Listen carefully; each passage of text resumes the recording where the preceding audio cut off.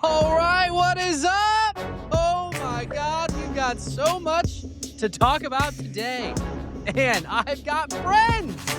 I've got old friends. I've got new friends. I've got mixed doubles partners. We have got the squad today. Up first, the fastest RMR athlete on the Jersey Shore. This woman has been cooking the roads recently and cooking her heart rate. That's right. We got Michelle Navarro. Michelle, how we feeling? Doing good. Happy Sunday. Nice to have another female on the pod today. I'm excited about it. Hell yeah. Michelle, did we get any road racing in this weekend? Not this weekend, but the past weekend. How are the legs feeling? You did a double road race. Yeah, I doubled up on road racing. I did a 5K Saturday and then a 10-mile Sunday. Feeling good. I actually am right back into training and I am excited about it. So good stuff. Look, that is the HYROX Rockstar way. Yeah. Volume, volume, volume. Threshold, threshold, threshold. And hailing all the way from the great state of Wisconsin, it's Wisconsin over, everybody. She is a 3-time world qualifier. This woman knows rocks like you wouldn't believe. She's single and looking for a hybrid rock star to mingle. That's right. That's right. She's a physician's assistant. She's run a 55. She's a catch. We got Bella Steckschulte calling in from Milwaukee. Bella, how we doing? Good. Weather's finally warming up here in Wisconsin, so we're running outside and I think you need to doing good. contextualize that for people. What does warming up in Wisconsin mean for April? Let's see. Like it's 53? 41 degrees. 41. Yeah. Hell Not freezing. Not Hell freezing. I Above did a 32. workout. I did a workout in my garage the other day. It was like 91 and I was complaining. And then my wife was like, just remember in Wisconsin, it's like 37 right now. But that's warm for the Scotties. It is. Bella hitting the roads. She's training with Steven Pelkoffer. Some people are saying that dude's stock is up. Mm-hmm. Way up. It's doing wonders for me this season, so I got nothing but good things to say about it.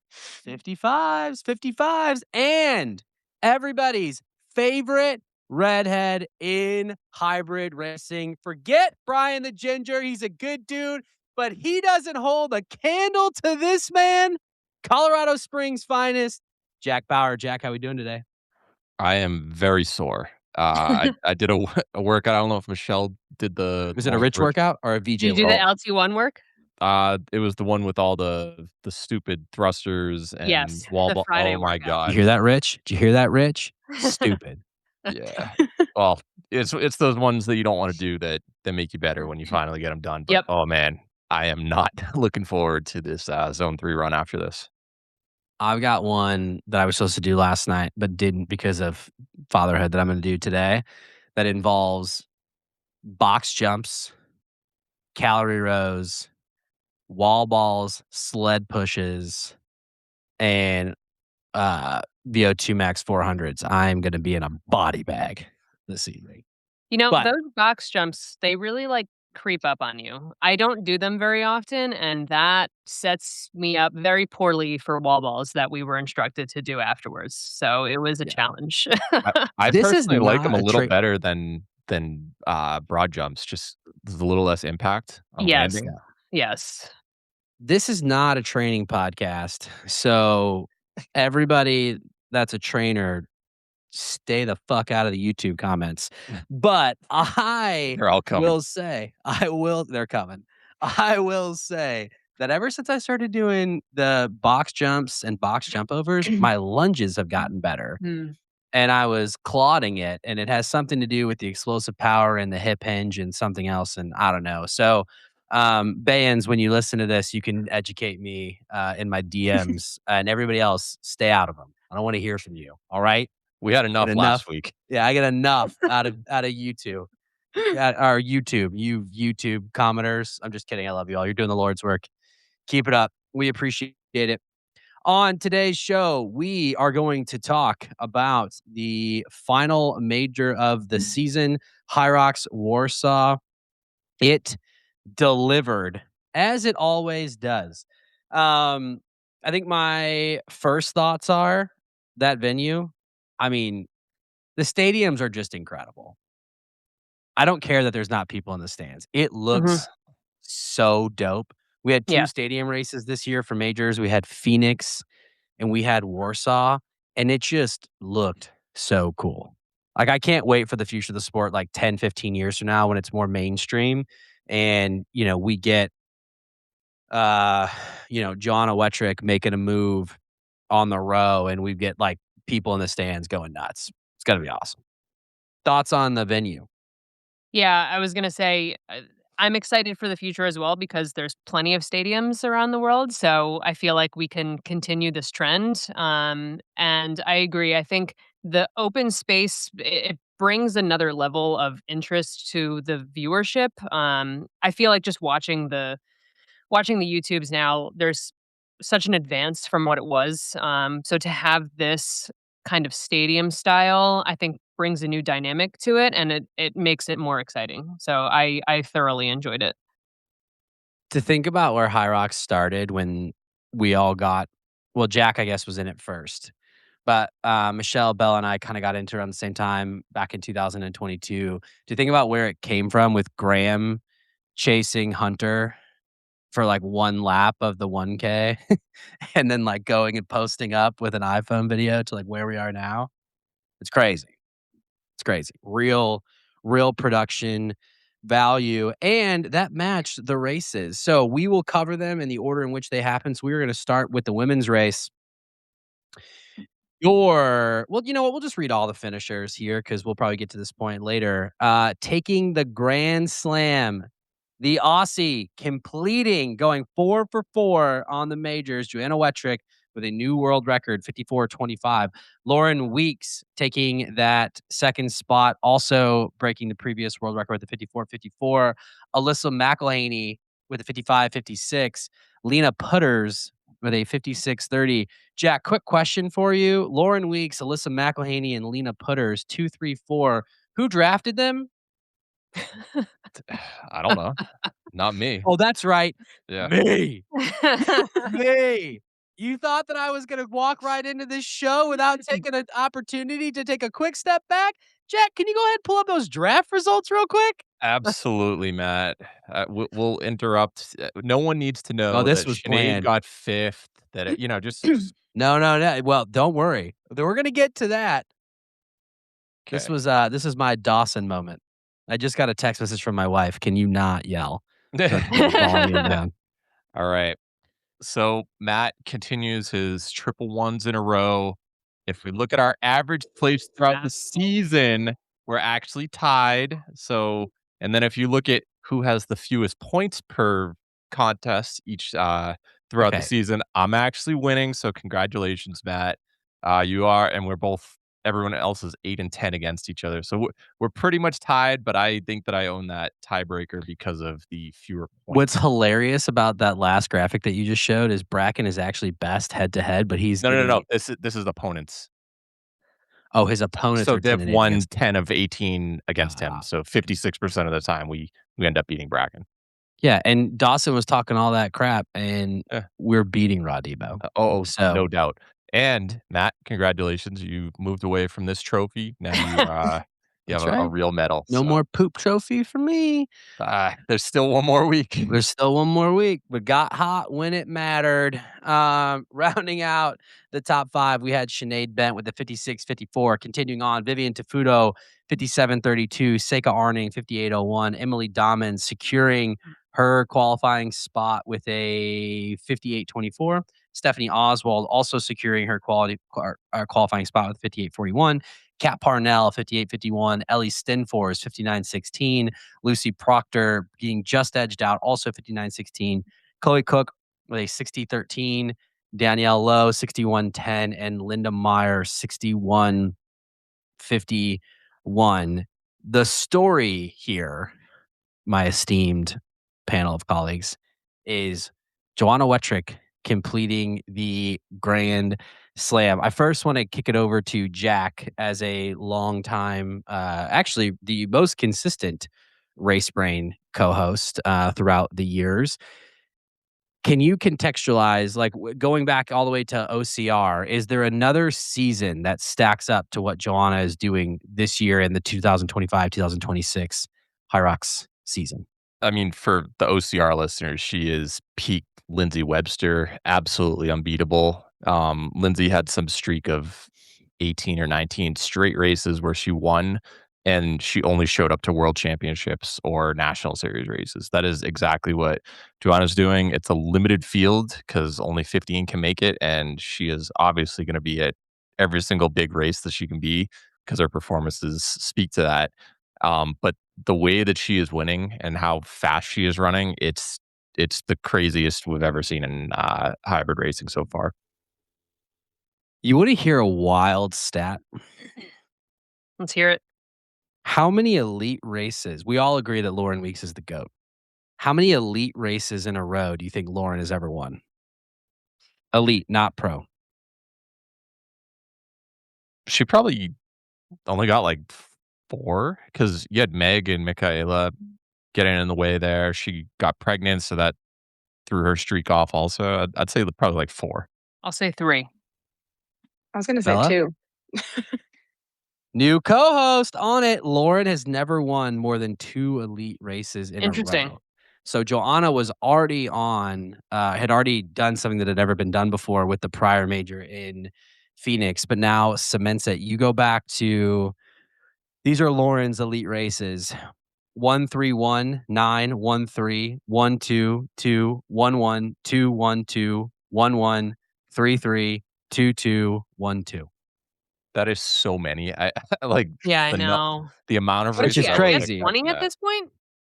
Elite races, Lauren is at, I'm on the iPad version, so this isn't going to work. 1, 2, 3, 4, 5, 6, 7, 8, 9, 10, 11, 12, 13, 14, 15, 16, 17, 18, 19, 20, 21, 22. 22. Wild. 22 Wild. elite races. She last won back-to-back races last season, Vegas and Glasgow, and then prior to that, it was the European Championship and US Championship. So that was when we did what was that, Stockholm? No, it wasn't, because Stockholm was in December. That's when Hunter set the world record, and then they had the European Championship first before DC. I can't remember where it was, but that's the last time those are the only 2 times that she's won back-to-back elite races. Maastricht. Yeah, Maastricht, that's right. I mean, just crazy. I mean, insane performance. Lauren took it out hot, like Lauren always does, seemingly took it out hotter. And actually came out of the sleds, like, in a pretty good spot. You know, that's kind of been the bugaboo the last few races, is that the gap out of the sleds has just been too much to overcome. And Lauren kept it close, had the lead, I believe, through burpees. Someone keep me honest. I mean, she caught Joanna at Yeah, the she caught burpees. her, but she, Her like, burpees but were normally, so good. Yeah. right, but Mhm. after the sleds, it's basically been all races this year after the sleds, Joanna has basically just had a lead and hasn't given it up. Lauren took back the lead at the burpees, and then I think Joanna came back in the row. I can't remember Yeah, what she happened was right first after out of the row. Okay. Yeah, first out of the row. Yeah. So, I guess the question, I mean, and not to, this is not to take anything away from Lauren Weeks. She ran a 54-54. Jack, Bella, Michelle, if Lauren is going to take down Joanna at Worlds, what has to be different?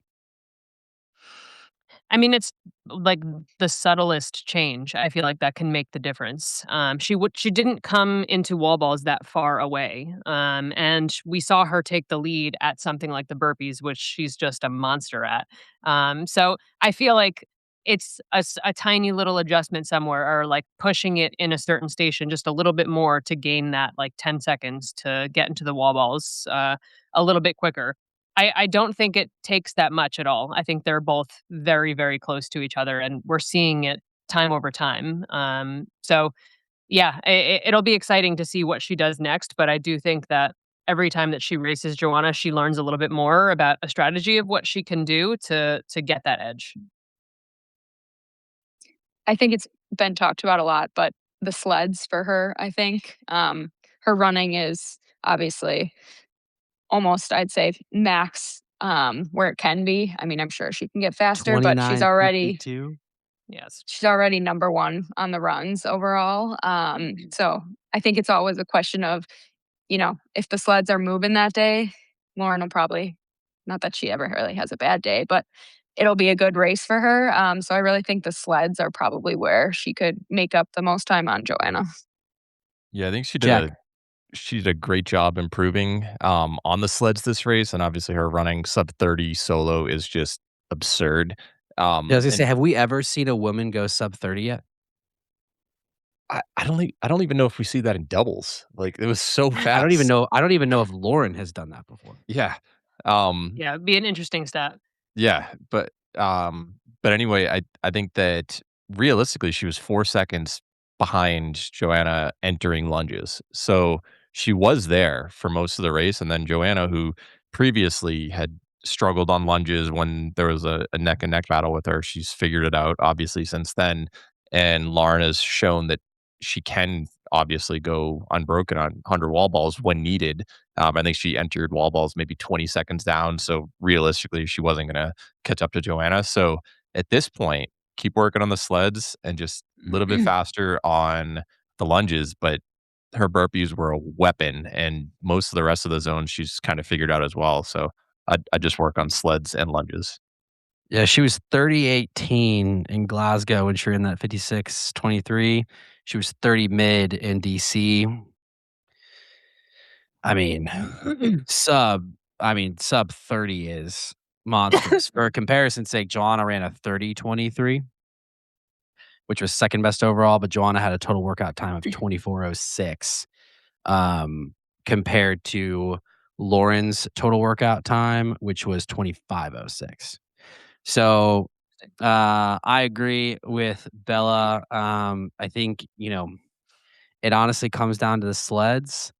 It's tough though because I'm looking at this now and she came into burpees 15 seconds behind Joanna and 5 seconds actually behind Alyssa.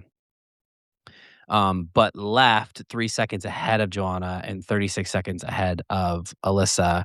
And so the only question that I have is, and she's not going to do this, and neither her nor Anthony should listen to me because I am just a talking head on a podcast. But you wonder, like, okay, she has this, Michelle, to your point, she's got this burpee ability that I don't think anybody else in the field has, men or women. I mean, Michelle, we were talking about it in that doubles race. I mean, like, holy shit. I Yeah. don't think I've ever seen anyone burpee like that.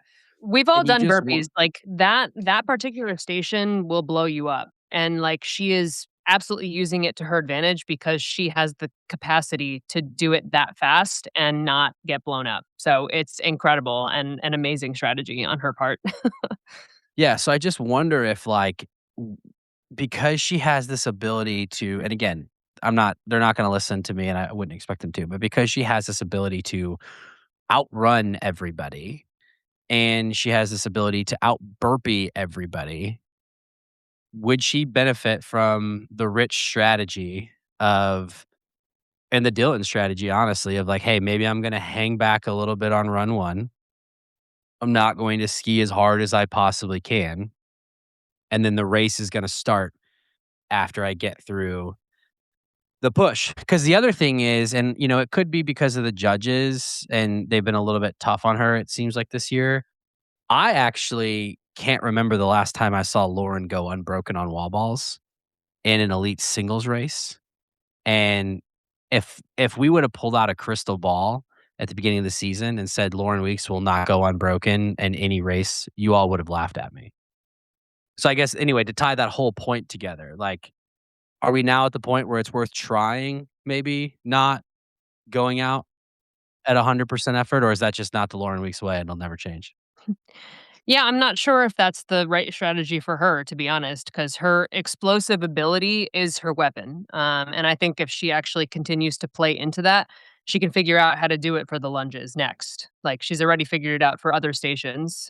So I don't know. I think she's just a very unique individual where she can kind of hone in on that power output, and that works to her advantage. And I think there's something to be said about taking the momentum of being in the lead in the race and being able to maintain it. I think there's a lot of confidence that comes from that. So I feel like her strategies are probably working well for her.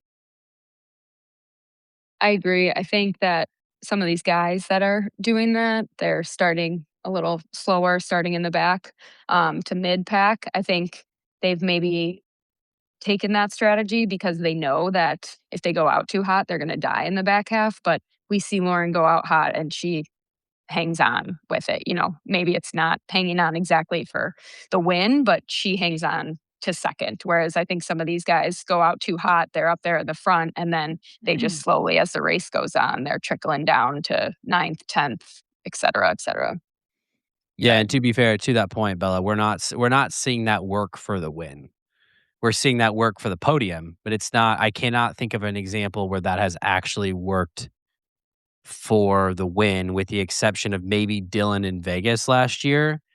But it works for a win 1 out of 10 races, and, like, Lauren's not running to podium, she's running to win. Jack, you're gonna say something? Matt, you were a catcher in baseball, right? Oh, yeah. Right now, forever, Lauren's just been throwing fastballs. We know she's going out hot. I wonder if one of these races she's gonna just throw a changeup for once and just trick everybody and just be like, "Whoa, Lauren's going out slow," and then they go out a little bit slower. She's got more gas in the tank. There's only one race where you can really try it at this point, but I don't know. I was kind of expecting it at this race where she'd finally do something a little off speed, but I think we kind of know her formula for Worlds at this point. Yeah, but you could also make the argument that w w why throw the changeup? This race, like, and again, I'm not inside the mind of Lauren or Anthony. If I was, I'd be a way better athlete, and I love the way that Lauren races. Um, it's just grit, just pure grit the entire time, and she's never gonna give up. She's gonna fight to the end. But there is a strategy piece of, like, this race doesn't actually matter. It does, it mattered for Joanna for the Grand Slam, but, like, the one that matters is the one in Stockholm in 2 months. And Lauren could have taken second or third in every single major, and if she wins the world championship, no one's gonna care, right? And so it's like, why throw, like, if you know that you're gonna do that, like, I hear what you're saying, Jack, like, you might wanna try it once, but also, like, I feel like a strategy like that is effective if someone doesn't know it's coming, and if you use that match, so to speak, here in Warsaw, it's not nearly as effective in 2 months because it gives everybody an opportunity to prepare for it.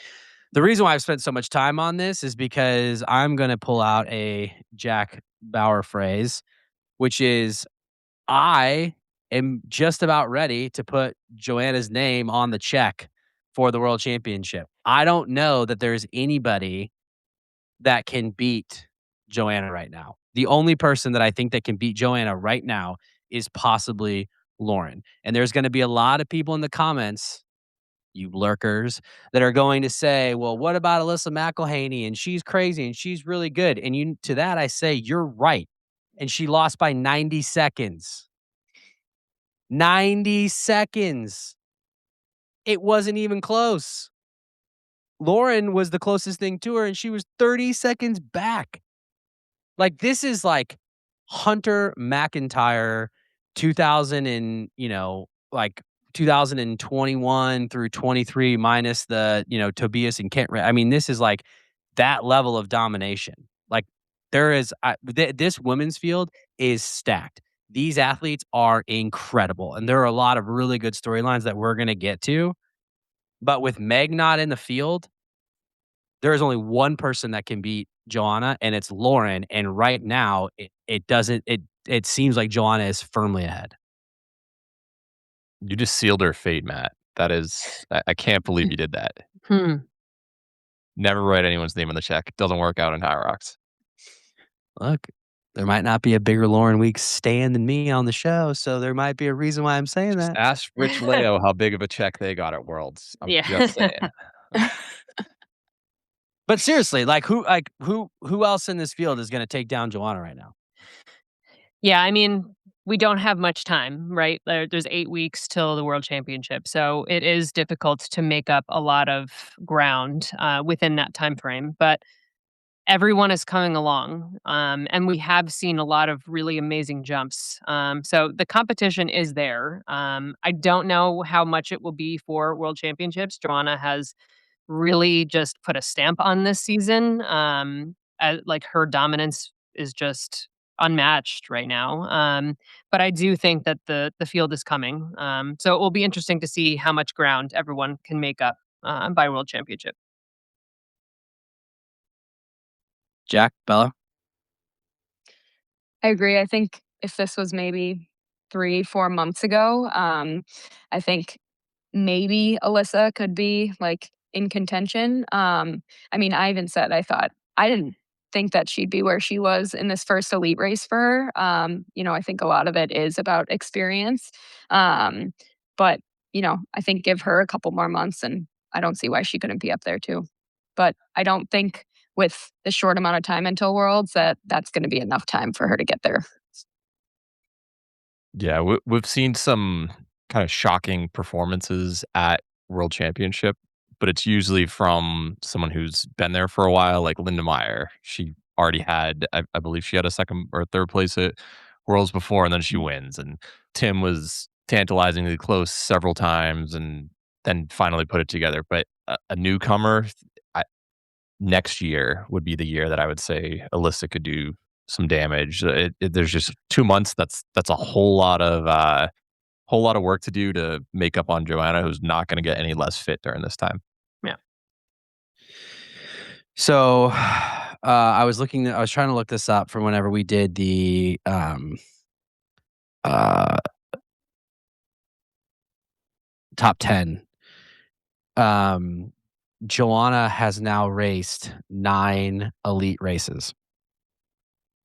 There's another elite athlete out there, Meg Jacoby, who has also raced 9 elite races. Joanna now has 5 wins. So my question for Jack and Michelle, who participate in the top 10 rankings, if Joanna wins the world championship this year, she'll be 6 elite wins in 10 races. That is a 60% win percentage with a grand slam and a world championship. Will you be voting to put Joanna as the second best female of all time on the top 10 list? We'll have to tune in. Yeah, more thought needs to go into it for sure Can't as put us on a the as a spot like collective that. whole. Tried to bait them. They wouldn't take it. Guess you have to tune in June, July to find out. In third place from Team Three-Peat, Alyssa McElhaney with a 30:57 run time, 25:04 in her stations. This is only Alyssa's 5th HYROX race and only her 4th solo. She raced, this is a wild stat to me. Her first pro race was Vegas of this year. She raced Vegas. That was her debut where she ran a 60:55. She went to Glasgow, ran a 62:41. Take that with a grain of salt. She collected 2.5 minutes of penalties a la Holly Archer and Saskia Millard. And then went back the next week in Toulouse to get a 58:26 to secure her spot in this race. And then follows this up with a 55:56. After all of the accolades that we just talked about with Joanna and Lauren, is Alyssa the person to watch going into next season? Yeah, absolutely.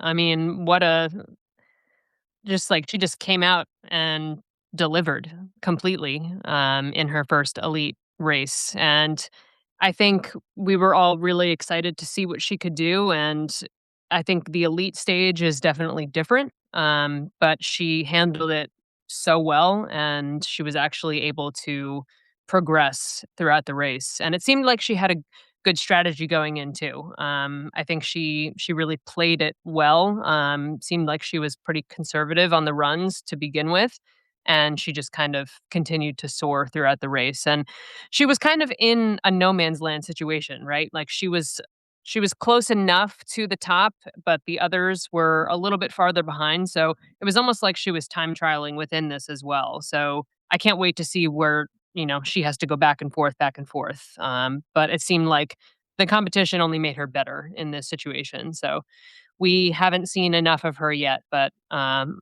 certainly excited about what her future will hold. Bella. Yeah, I agree. I think her coming from, this elite running background definitely helps. With, just knowing more of an elite side of racing in general. And like whether it be pressure put on you or like cameras, etc. I think that's beneficial for her. But yeah, I mean, it was awesome to watch. Like anytime the camera was on her, she was smiling. She looked so happy throughout the entire thing. And I think that was just awesome. We've never seen that. Short of Hunter McIntyre, Manchester 2023, where like the race was over after the sleds and he was just hyping people up. Like to Bella's point, she was smiling and waving. Like I'm not smiling and waving at anybody, certainly not after the lunges. Like she was just having Maybe a maybe great Alex in time. Vienna also, he was pumped. Yeah, we'll get to that. That dude definitely knows that he's on another level right now. Yeah. He's hyping up the crowd after Skierg. I'd like But to be that confident about anything. yeah. Back to Alyssa real quick, Matt. So how many head-to-head stations did she do better than Lauren? I looked it up.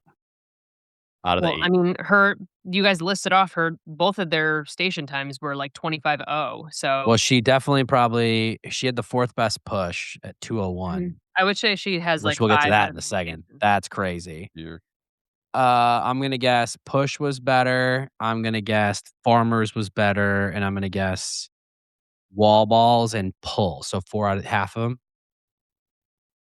no. It was 5. So Yeah. 5 out of the 8, Mm. and the ones that she lost, she still, well, actually, she was 4 seconds faster than Lauren on lunges, 2:58, and then Alyssa 3:30 on wall balls. You know how hard it is to, as a newcomer, to put together those final 2 zones. So, absolutely, she is a name to watch. The only time that she kinda looked struggling out there, in my opinion, was on burpee broad jumps, and that's because Lauren was, like, just flying Yeah. literally by everybody. No one would have looked good against her in burpees. But that was the only place that looked like she could touch up a little bit. She was patient, Mhm. didn't go out fast on that initial run, even though she has the running credentials to do it. So she seems to have the tactics. Now just Yeah. polish up a couple stations and she's going to be a real threat. Probably gonna get some haters in the comments here of my use of elite versus sub elite. But for the final 2 stations, if you wanna be sub elite, you really want the 2 station total to be 6:45 or better. That's pretty elite when it comes to your combined wall ball and lunge. Does anybody wanna take a guess as to what her wall ball and lunge time was? Jack, you can't do it because 'cause you're looking it up. I just Michelle, Bella. literally listed it, but yeah. Probably 6:30. I have it in front of me too. 6:28. Yeah. 6:28. Pretty elite. Pretty elite. I think Dawson. I was just gonna say, like, coming in as the runner, like, she smashed the stations. There's when people come in as just a runner, background, it takes a while to get used to the stations, and she was definitely just on another level to begin with. So, I don't know how much, strength is in her background, but it certainly looks like it because she's handled the stations so well, and I would imagine has so much room to grow on them too. Well, this is why I think that she's so scary because her total run time was 30:57 and she's an elite runner. So that is not anywhere close to her top end ability. It's almost as if she did the opposite of Luke Greer. Luke Greer tries to make up as much time as he possibly can on the runs because he knows he's going to survive the stations. And but with Alyssa, it's almost like, hey, I know that I can run, so I'm going to attack the stations and recover on the run because my recovery is still better than the majority of the field. She's the third best run time overall. It only got beat by Joanna and Lauren. There's something to that. There's something to that. And if we see Saskia make the jump over to solos, these people might be in trouble. Absolutely. So, um, great race by Alyssa. And then Lena Putters with that 56:30. Great race for her. I feel like she has just been a little bit unfortunate this year. She had the penalty in Hamburg, which kept her out. And then when we had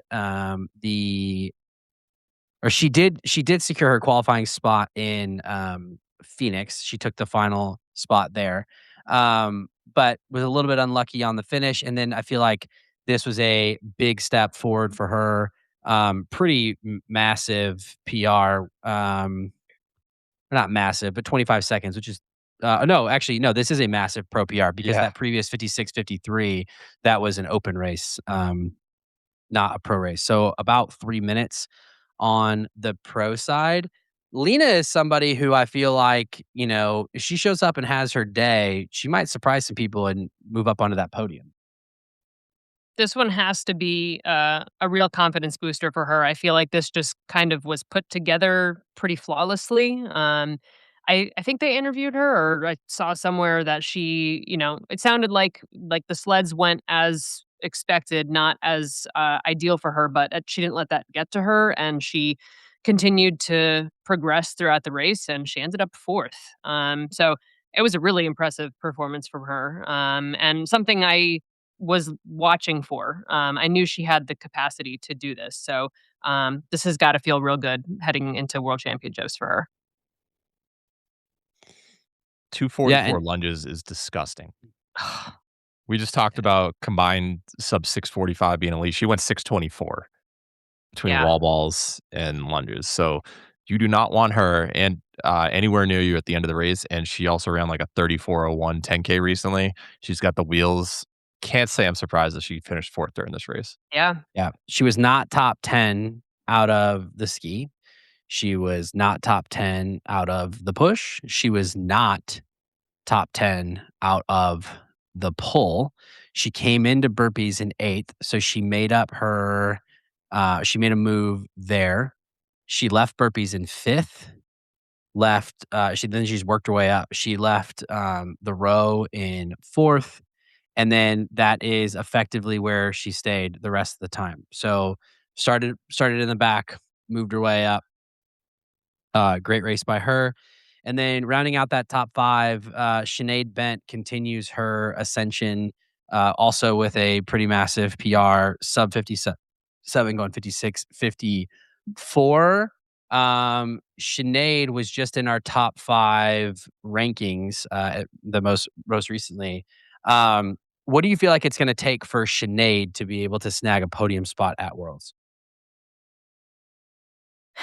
I mean, she's definitely there. We've continued to see her trajectory upwards. Again, like lots of confidence coming from winning the EMEA regional. I don't think she's far off, honestly. And it was one of the more exciting parts for me to see the back and forth between her and Lena. They kind of had a battle going on the entire time. The highlight for sure was the farmer's carry, which is usually, but it was really interesting to see Sinead, like, going and stopping and going and stopping, and Lena was calm, cool, and collected, and they both finished at the same time. So, they had a really great, battle going on, and I do think that those kinds of things will help, with the mindset and the mentality going into a world championship race. So, I think she's a contender. I definitely think she's a podium threat, for sure. She's up there. I'm just going to throw it out there. I don't think that she has the right farmer's carry technique. She got 10th, 133.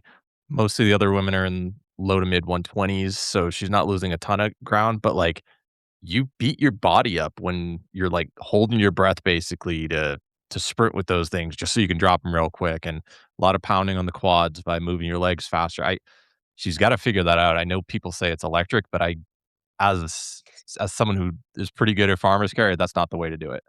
I don't think it's by choice. I think she's doing whatever she can to get through the station. I think she said it herself that her grip strength is something that she needs to work on, and as someone who also struggles in that station, I understand how challenging it is.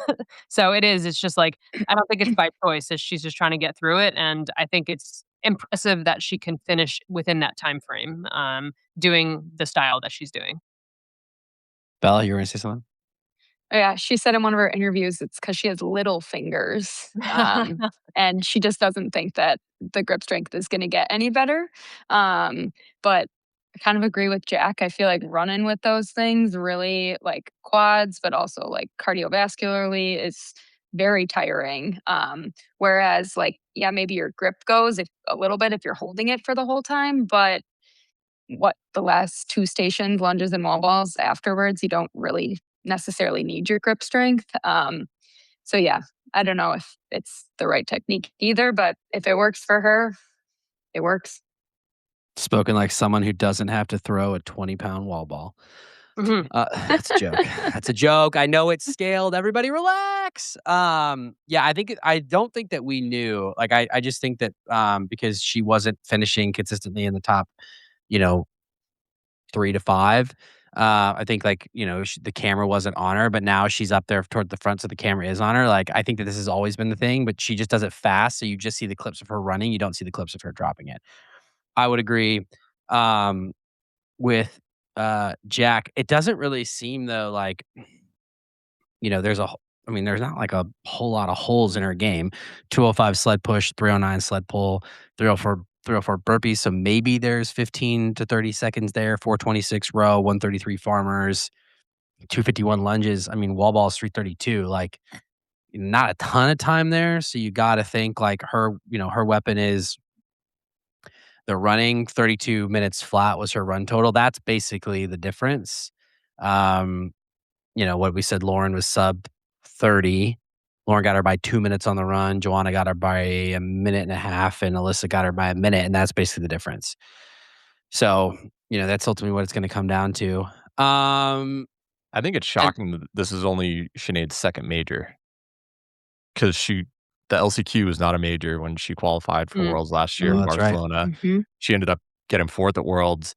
Her only other race was Melbourne when she was coming off injury and talking about how she biked her way into fitness, and then London was a Well, regional for the yeah, I guess it was a regional. Sure. Mhm. So, yeah. And then we're gonna just go to the qualifiers. Your qualifiers out of this race were Emily Dahman, Stephanie Oswald, and Kat Parnell. Good to see Emily get it. She's definitely been. I mean, it would have been good to see any of these women get it, but Cat Emily has didn't also been one of qualify the. Okay. because Oh, Is Alyssa sorry. got it. Alyssa. Yep. Yep. You're right. Duh. I'm just already assuming that she's just that good. You know, Better than last week, but better than last week. still a little dicey. No, still a little dicey. Not a lot of sleep going on these days. Good to see Emily get it though. She's been a little bit unlucky so far this year. She obviously had the Phoenix race that things did not go her way. Um, Thoughts on Emily's chances for Worlds?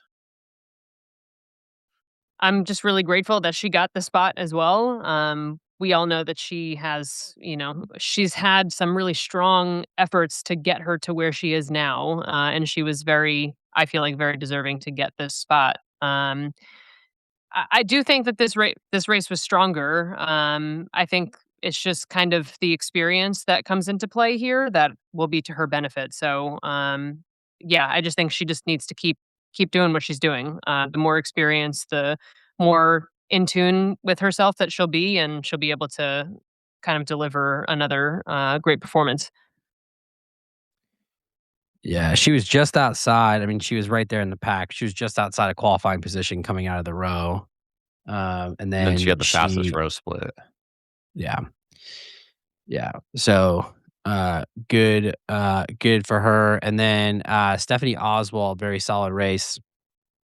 getting that sub 59. She was basically in it the entire time. There was really never a point where she wasn't, and she was able to effectively hold on. Final thoughts on the women's side. It's awesome competition. It's pretty good. Yep. Pretty good. All righty. And then on to the dudes. New world record. You're going to hear me say that a lot. We got Alexander Ronkovich with a 51-59, followed by the Hyper Raccoon, Dylan Scott, 52-40. Sebastian Eferson. I would like to collectively apologize for the entire Race Green squad. Seb, you proved us wrong.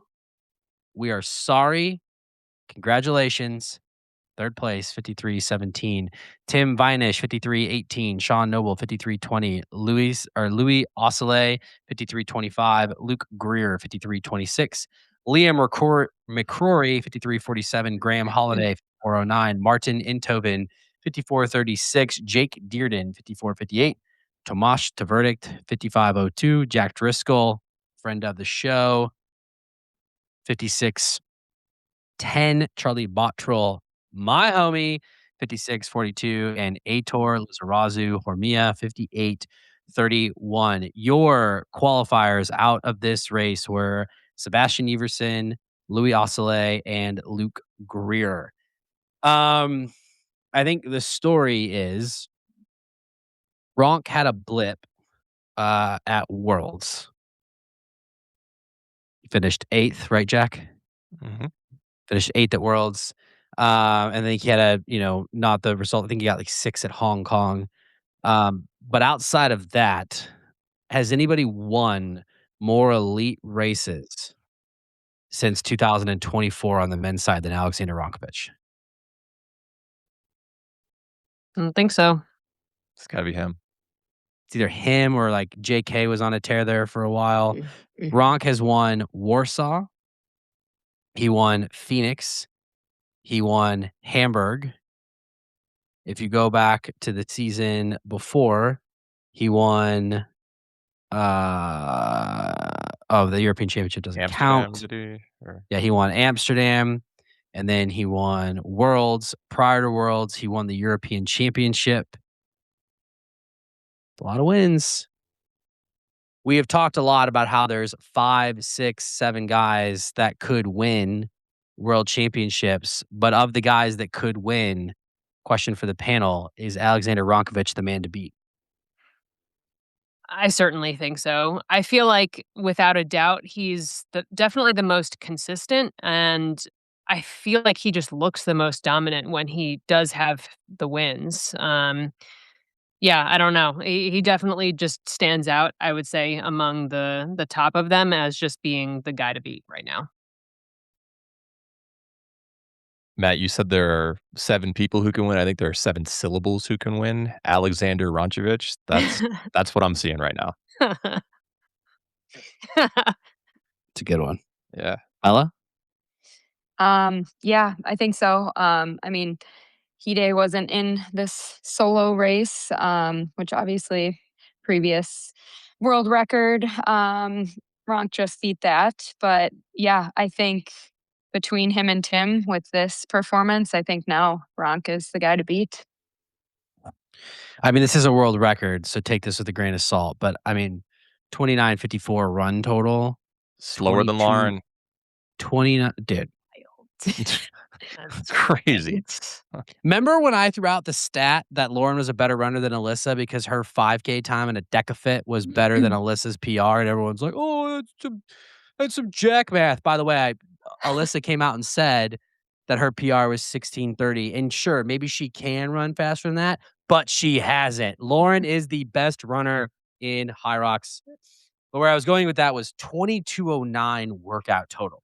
Listen to these station times. 342 ski, 204 sled push, 249 sled pull, 225 burpee, 354 row, 118 farmer's carries, 228 lunges, 329 wall balls. That's fucking, pardon my language, Sub-6. Terminator status. That is That's a good point, Jack. We just talked about how you want to finish the final 2 stations in 6:45 or better. How about sub 6? Sub 6.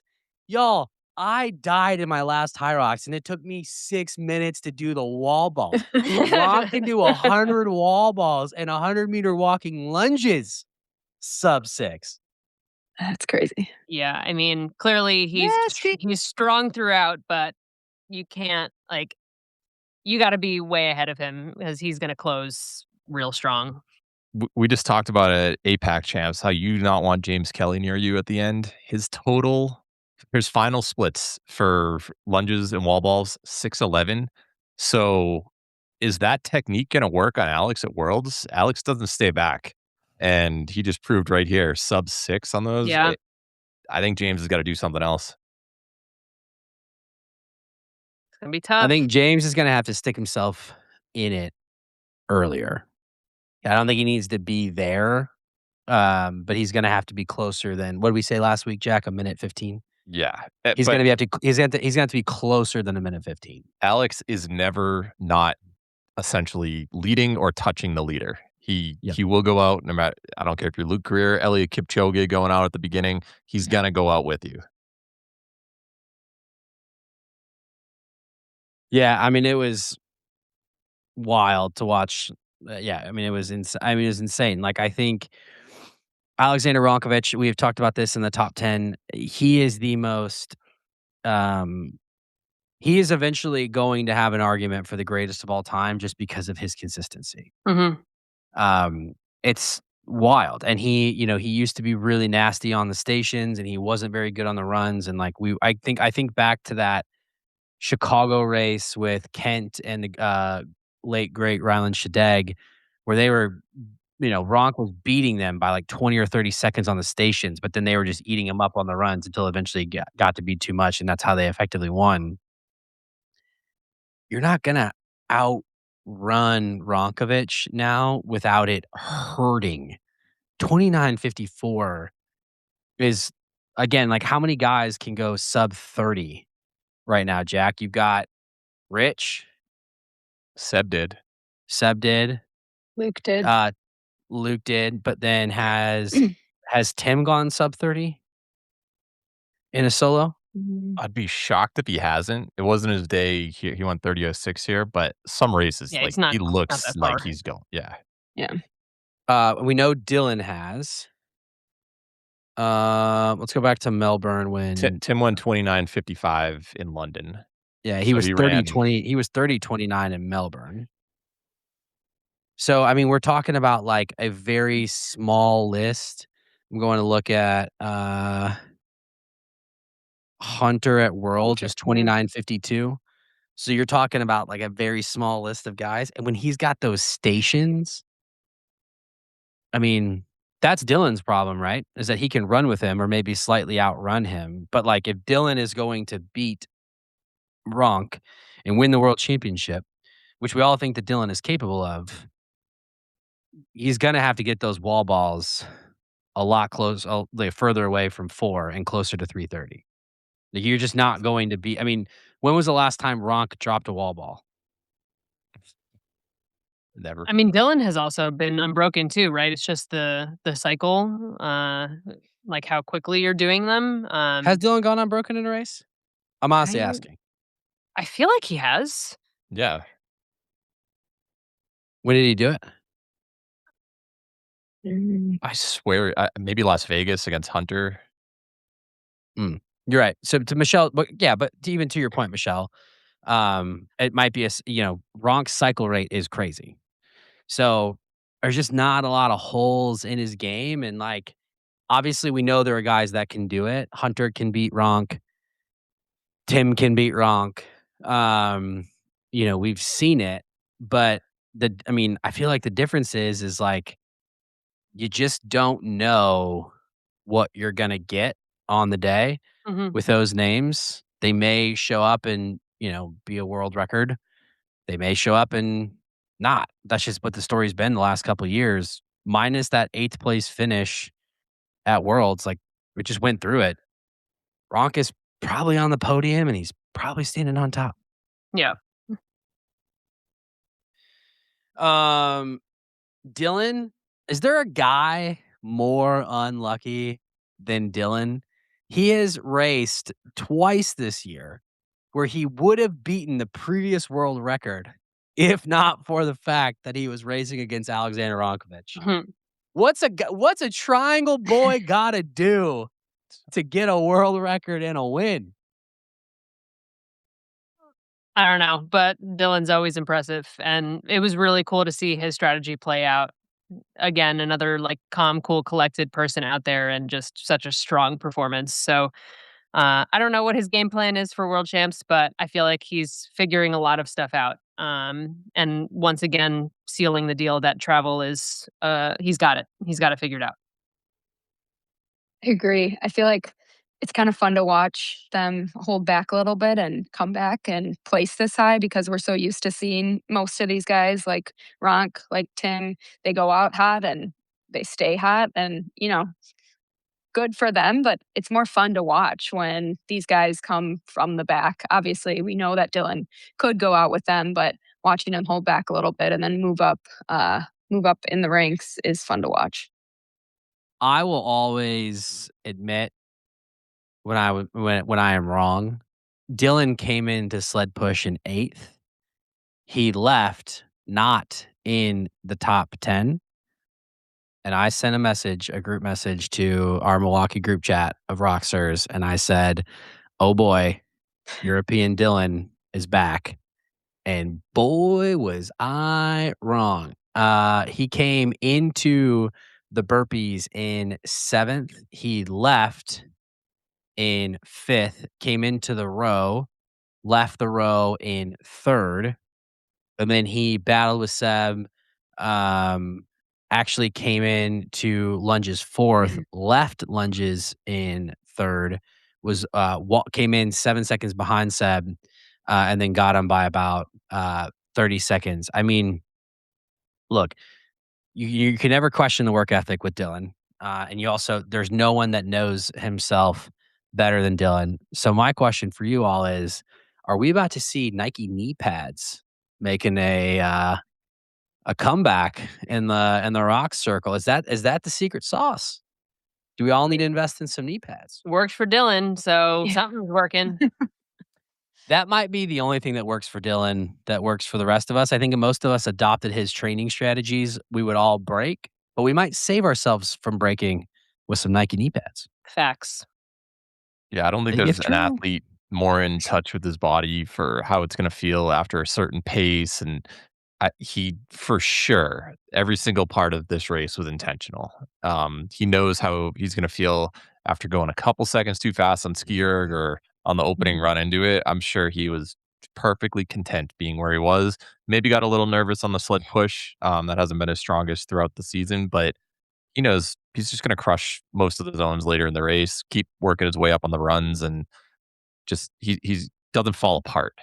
So I feel like as long as he doesn't have a day like he did in Phoenix earlier this year on the first day, as opposed to when he ran solos again a couple days later, he's for sure a podium threat at World Championships. Absolutely. Yeah.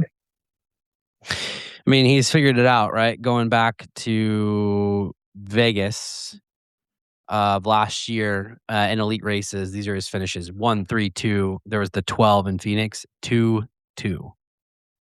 So, I mean, he has definitely firmly cemented himself um, in the top 5, and we think that he will. I mean, once he figures it out, I think he will. Like, I still believe what I said at the beginning of the season. It's just a matter of when he becomes world champion, not if. And then 3rd place, Sebastian Everson. We are so sorry, Seb. You listened to the show. We did you dirty, but you do what all good athletes do when you get disrespected by a race brain. You gave us the double middle finger and said, F you, I'm going to do it anyway, with a very impressive 53:17. Jack already called this out, 29:51 run time. These were his stations, 3:51 2 minutes, 2:44, 2:23, 3:57, 1:21, 2:40, 4:35 wall balls. Wall balls is the only blip really in that in those stations. I mean, there's time to be had for him there. Uh, Bella, Jack, what do you feel like the ceiling for Sebastian is at Worlds? Is he a podium threat? We'll start there.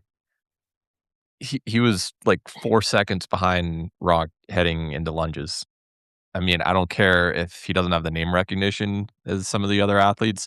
Rich essentially was right there with Ronk at that lunges, actually entering wall balls in Phoenix. And of course, he's a world podium threat. So I don't know how you can't say the same thing for Seb, even though this is a shocking result for most people. Yeah, I agree.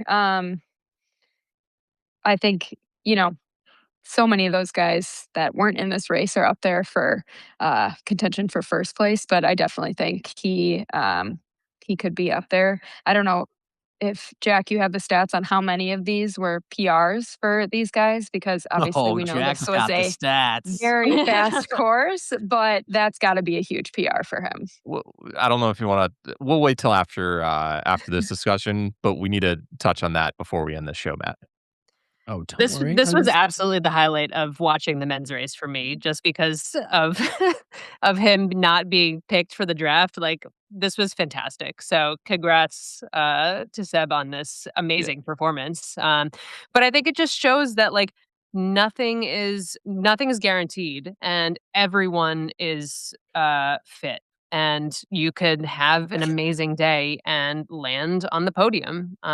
And why can't that be at World Championships, right? Like, everyone is very, very close in this competition now, and it is really exciting to see things like this. And I have no doubt that we'll see more of this. We've seen what his top end is now, and much room for potential with the wall balls as well. And Matt, you kind of alluded to it that he gave us the double middle finger. I'll do the PG version, but I got a nice message with a screenshot of him being the only athlete not on the board on Wednesday morning, so the day before the race, and he said, "The bleep is this." So clearly he was slighted. So I'd like to say that Race Brain helped motivate him, and that's the reason why he's going to Worlds and has a nice paycheck. Sebastian, I can guarantee you this, there's zero shot you don't get drafted. The way this show operates with recency bias, zero shot you don't get drafted We for got World you. Championships. Yeah. You will get picked. Deservingly Uh, so. Yeah. Deservingly so. And I'm mad at myself because he's a fellow Goofy Games winner, and typically, like, if you've gone to Dubai Games, I'm picking you, and I just it was between him and Come on, Cap Jack. Cornell, and I went with Cat. I mean, to be honest, like, part of my calculus in that, like, not to explain myself here, but we don't like he's a good racer. He's been on the fringe of the Elite 15 now for a long time.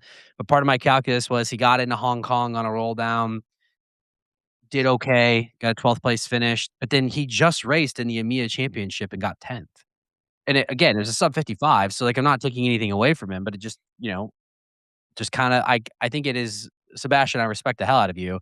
I think it's fair to say like this is a surprising result, which will now definitely propel him forward, and no one's going to forget him going forward. But that's also why, and I say this every time, this is why we run these races. It wouldn't be fun if we just knew exactly what was going to happen. That's what makes the sport so great. In Do that, you want to know a crazy stat about him? Just one more. always want to know crazy stats. Every single athlete in the elite field in this race, Seb has run more pro or elite races than anybody. Really? Most people probably thought he's relative newcomer. No, he's been on the scene for a long time. 34 races. No Oh, one wow. else. Yeah, Ronk, he's only done 27. Dylan done 28.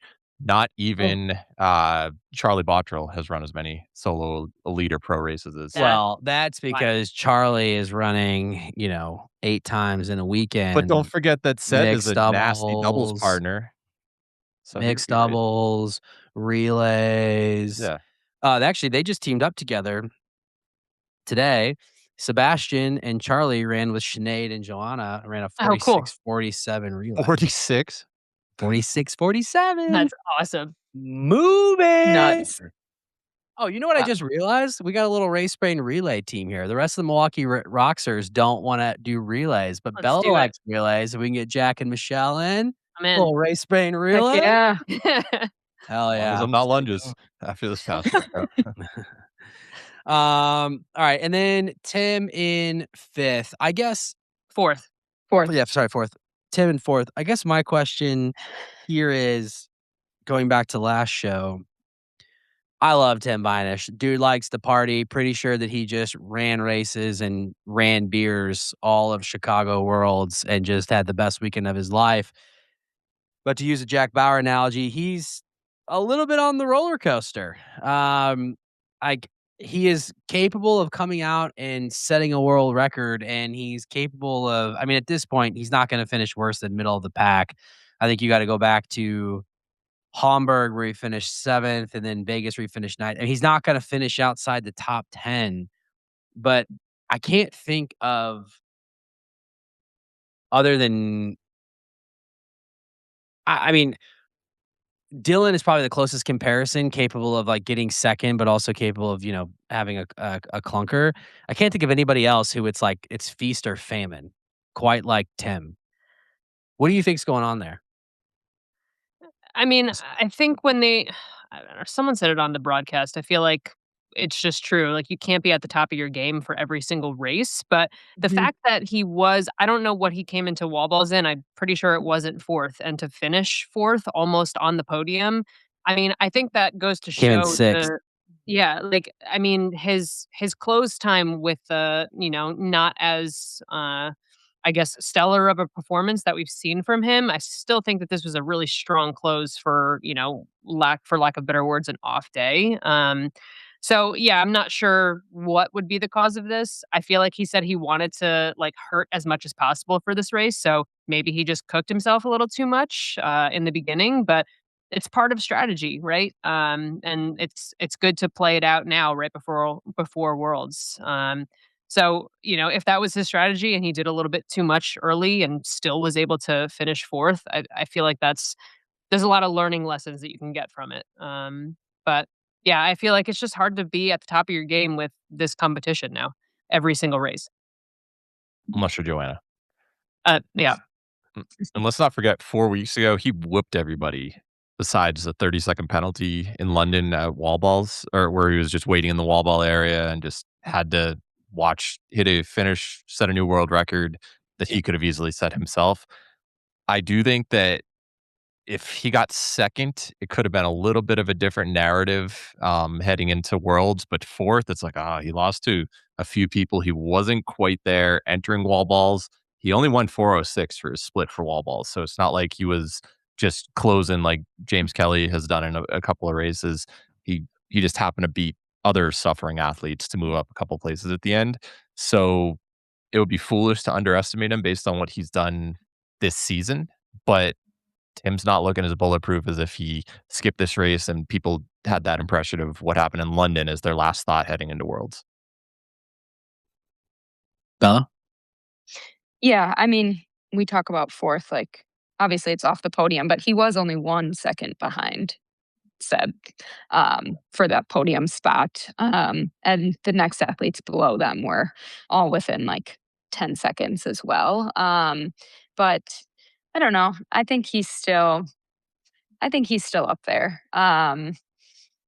Like you guys are saying, can't be on it every single day, every single race, but then him and Ronk come back the next day too and have a great doubles race. Like, I don't know. I think this one might just be a little kink in the armor, but I think he's still looking good for Worlds. Yeah, Jack, to your point, maybe it's that, he raced, like you said, 3 weeks ago, came over to the great city of Miami, enjoyed that South Beach life for a few weeks, and then went back over. Maybe the CNS is a little cooked. I still, I still wouldn't count him out for Worlds, but I think prior to this race, and again, we do tend to go towards recency bias, but I think prior to this race, I would have thought that he was neck and neck with Ronk, but now I feel like Ronk is on another level compared to Tim. In that 5th spot, the Irishman, Sean Noble, with a 53:20. This is Sean's 6th elite race. This is third in a row sub 54. He's firmly in that, um, sub 54, that 53 status. Look, I love the way that Sean races. He is full of piss and vinegar, and that is a compliment to all of my European listeners out there. That means that he is gritty. He gets after it. So stay out of my DMs. I don't want to hear it.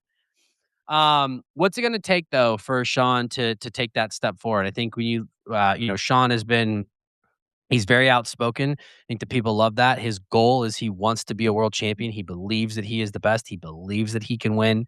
Um, he has been a bit unlucky to not be able to pull it off yet, but he hasn't made a podium.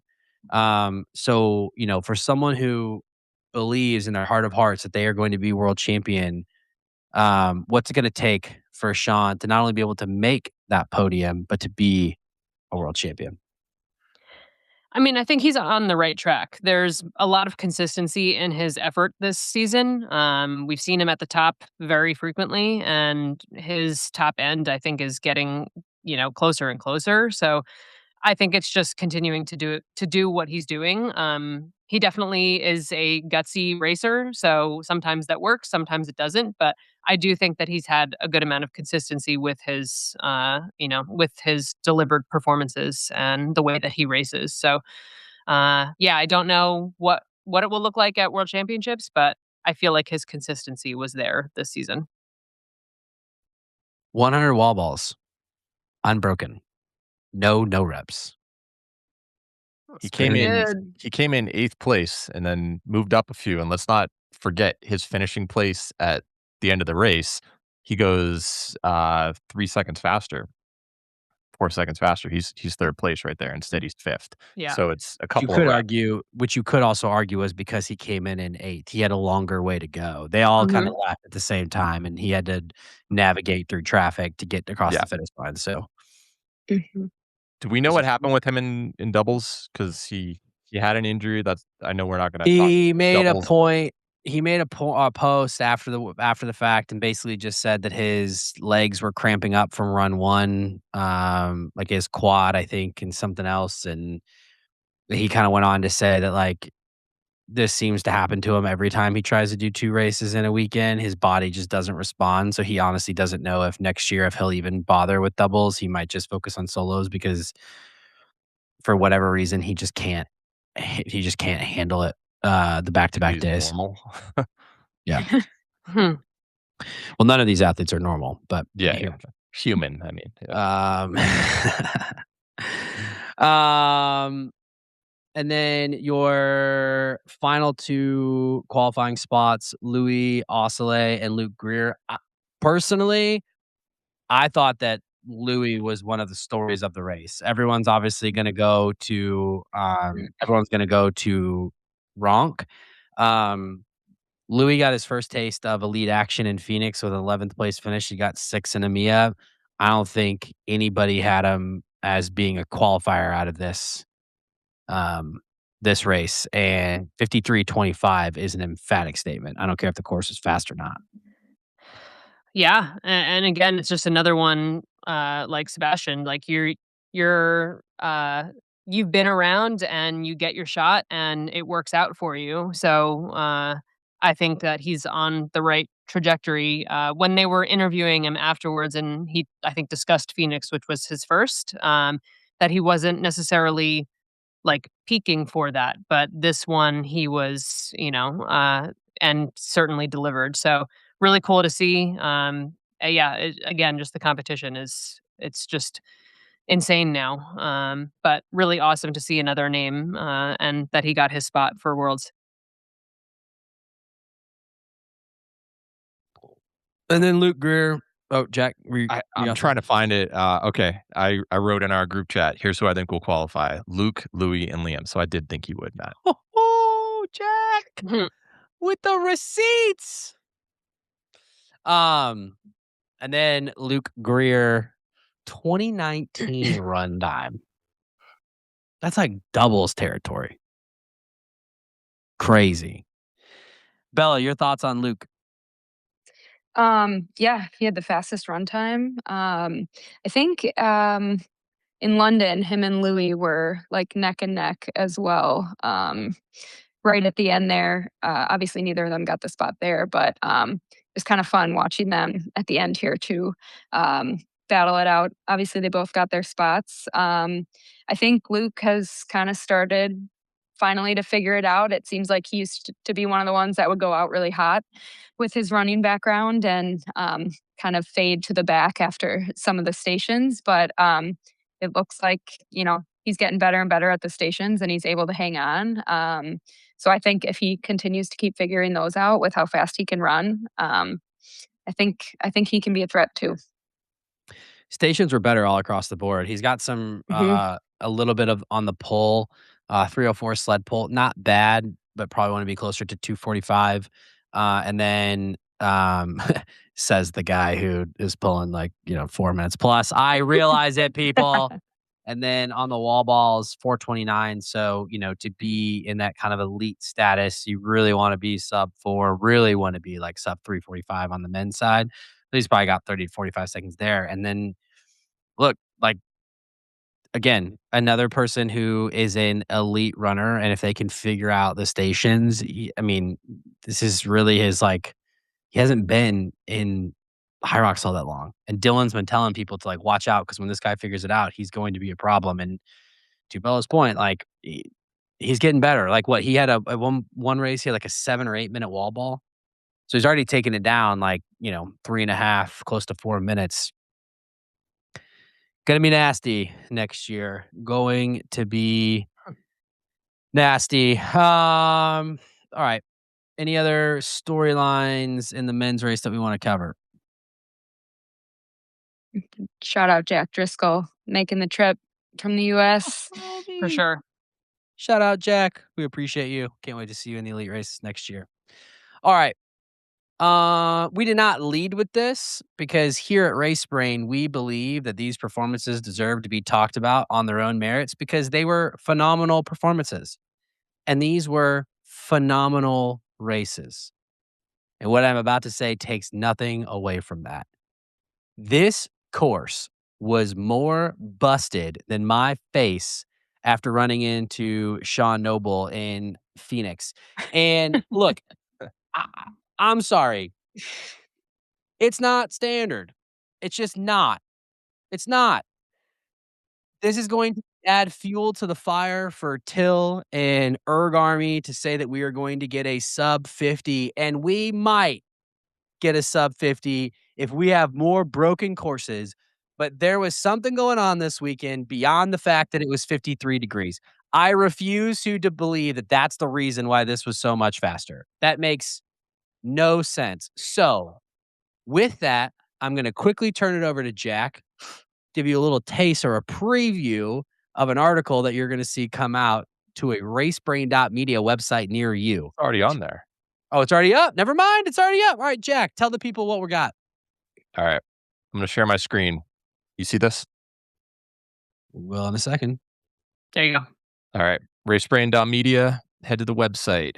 Do HYROX world records even matter? Just click on that and we're going to scroll down. I won't go over the full details, but anytime in bold, here are the fastest women of all time. 7 from the women's race took place. 7 of the top 20 ever took place in this past race in Warsaw. Same exact thing happened in the men's race. Little suspicious, but hey, maybe you've got all the competition. If we look at all the different heats, not just Elite 15, but pro heats later, at least 80% of athletes set a PR across the board. Crazy.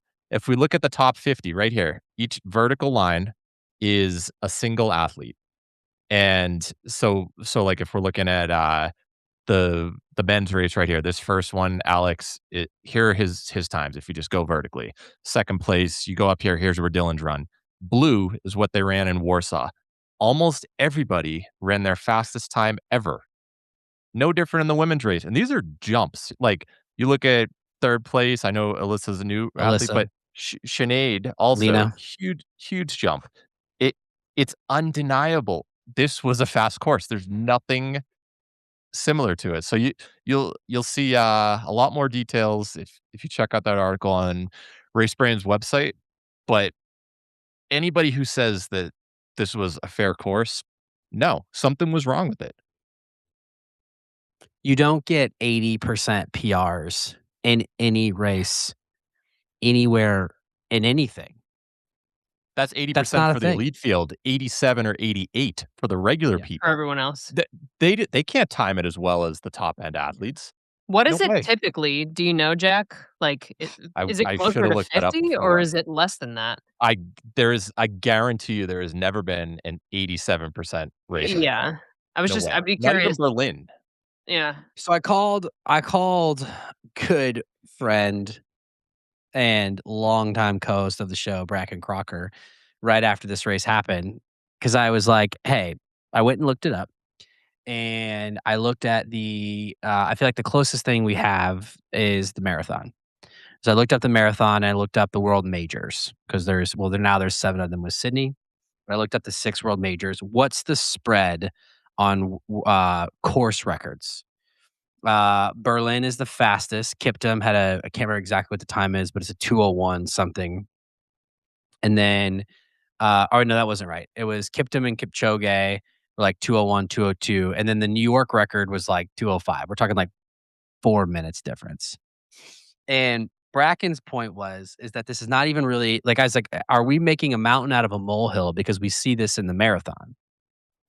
And he said, and I thought this was interesting, you cannot make a marathon faster. You can only make it slower. And it took me a second to understand what he was saying, but basically the point is it's always 26.2 miles. Mm. You can introduce elements that would make it slower, but not technically faster. Because in order to be a certified course, it's got to be a certain amount of, it can't be like a certain net downhill. Um, you could do it in a closer to the summer where it is hotter, right? So the conditions may not be as favorable. It could be windier, right? There are things that you could do that would make the course slower, but there's almost no way to make a certified marathon faster. If you go to net downhill marathons, you can't even qualify for majors out of those, right? Like he was telling me about this one marathon that is effectively it's The like Utah negative one. two. What? There's one in Utah that's like a Yeah. 4,000-foot drop or something crazy. Yeah. And it's like it doesn't everyone like you can go there and run, but it doesn't count as an official time. And BK's point is although we can't prove this, something is being done to make the courses faster, which means that they're not standard. Right. And so I think like again, it doesn't take away from the athletes and their performances, but and so I've debated like, is it even worth talking about? Because it's something that we know is true. But here's why I think it matters. I talked to a different Elite 15 athlete to get their perspective on it. And I basically said, like, hey, I'm curious, like, do you actually care? Because like it doesn't matter anymore because times they don't matter. You just got to show up and race. So like it doesn't matter if you race in, you know, uh, Denver, where it's 5,500 feet of 5,240 feet of elevation, and you run a 61 versus if you run a 56 in Chicago, if you win, you win.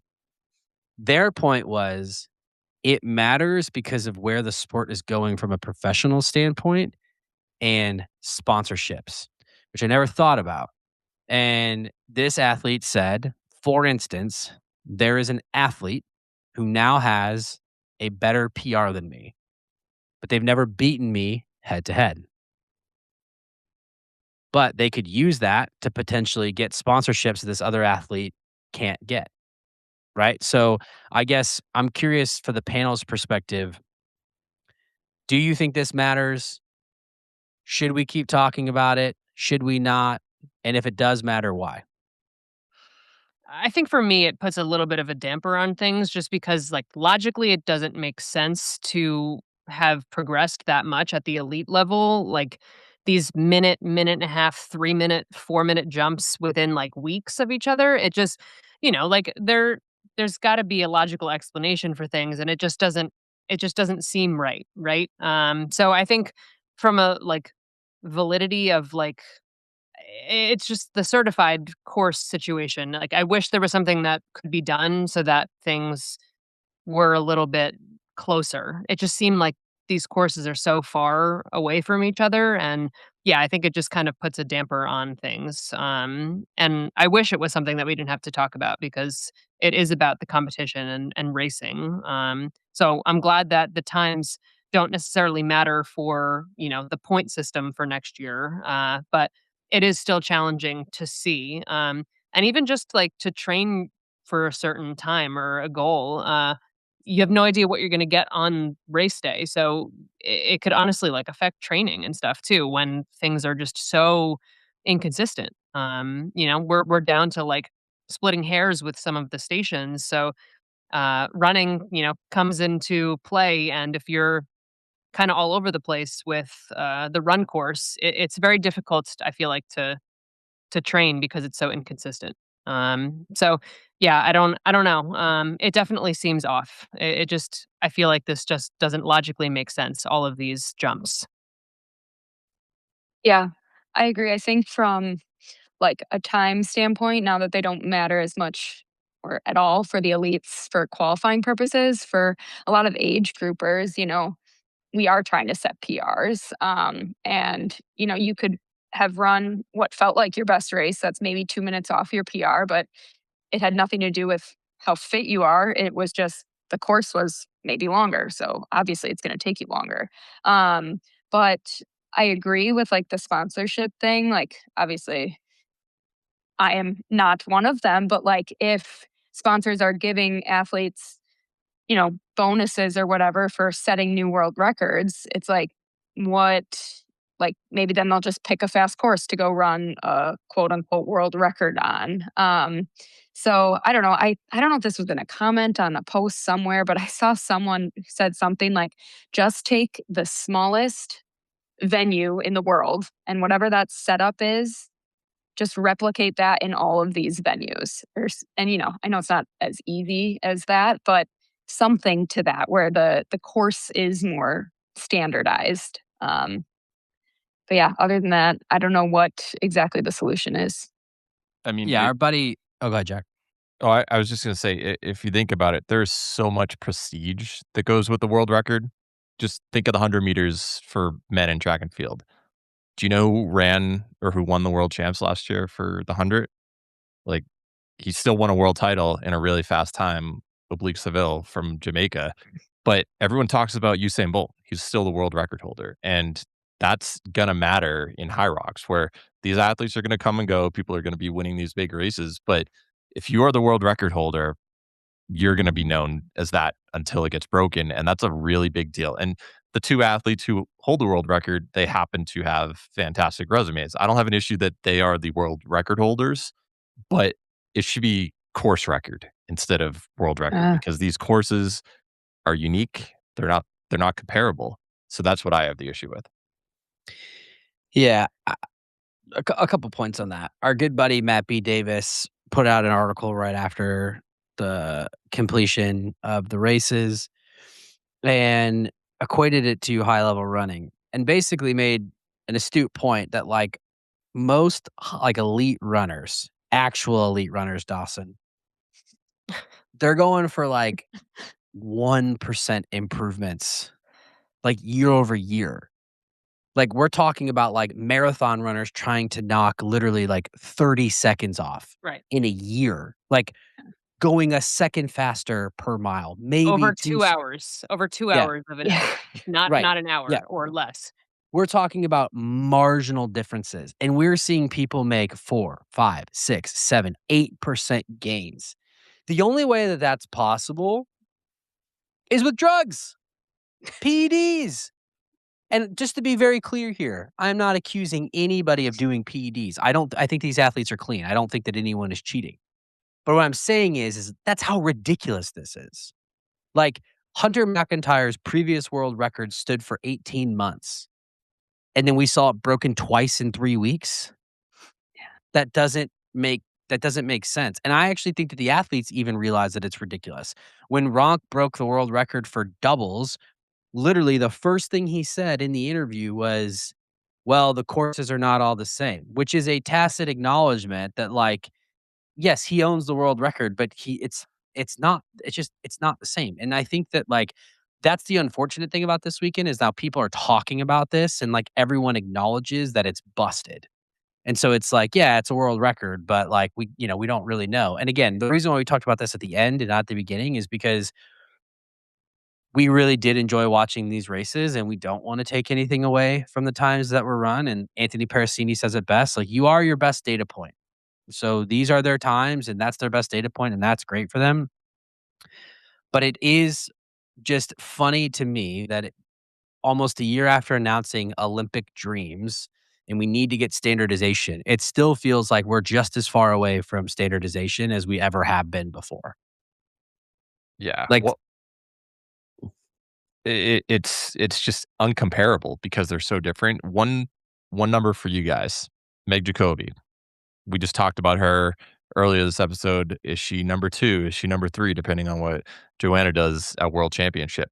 She is now the 10th fastest performing woman ever. If you remove duplicate names, she is not the 10th best female ever. No disrespect to the athletes who ran a faster time in Warsaw. Hunter McIntyre, not removing duplicates, it doesn't even have a top 10 fastest time anymore. He's 11th on the leaderboard. That's ridiculous. There's something is wrong if those two, even if you ignore all the rest of the arguments, those two certainly should be higher in the all-time performance list based on what they've done, and they're not. I would like anybody to try to name 9 athletes better than Hunter McIntyre or Meg Jacoby combined. You can't do it. It's just ridiculous.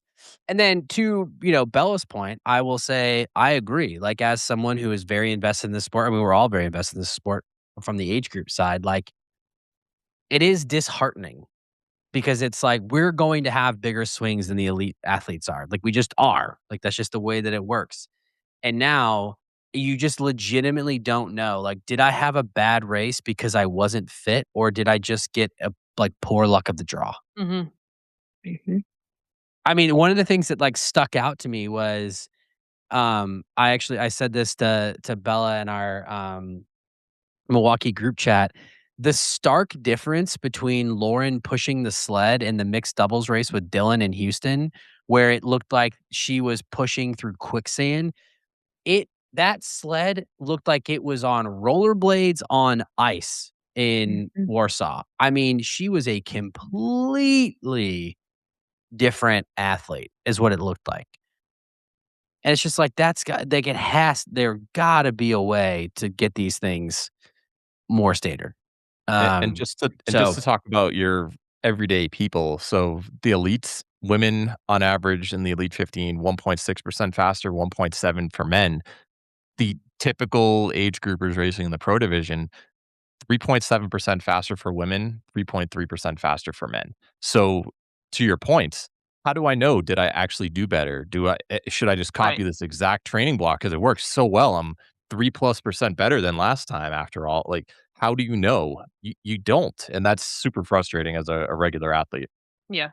which is why I think Agreed. Matt B. Davis's article was so astute because it's like at the top end, they're trying to get 1% better in a year. Now, granted, you could make the flip side of that coin is right, like newbie gains, and we're not near as close to the edge as they are. Like they're already so much better that there's only so much juice to squeeze, so to speak. But it's like nobody is getting 4% better in 2 months.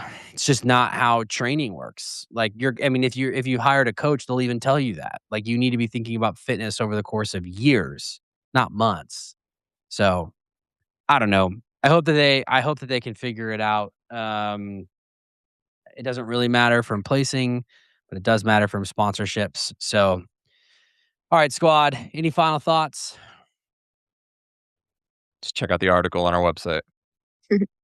Check out the article, like and subscribe to the drop. Follow us on Instagram. Follow us on YouTube. Give us a like. Hit me up in the comments. I ain't scared. I ain't Charlie's scared. got your back. Yeah. My boy Charlie Bottrell, he literally said if he was winning wall balls and he saw someone come at me, he would chuck the wall ball at him. That's my homie. And I got a little secret surprise here in the next couple weeks. So we're gonna stay tuned. couple twins. A lot of people saying that Charlie and I are brothers from another mother. So wait and see. Wait and see. All right, squad.